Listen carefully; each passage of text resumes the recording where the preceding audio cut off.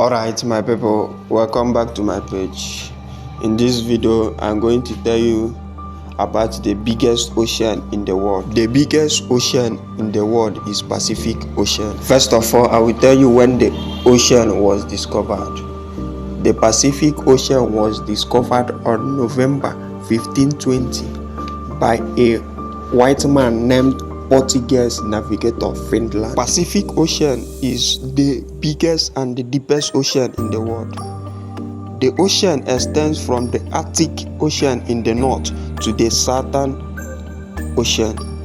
The ocean also covers more than 30% of the Earth's surface. Pacific Ocean is the home of many fascinating creatures. The average temperature of the ocean surface is 70 to 80 Fahrenheit.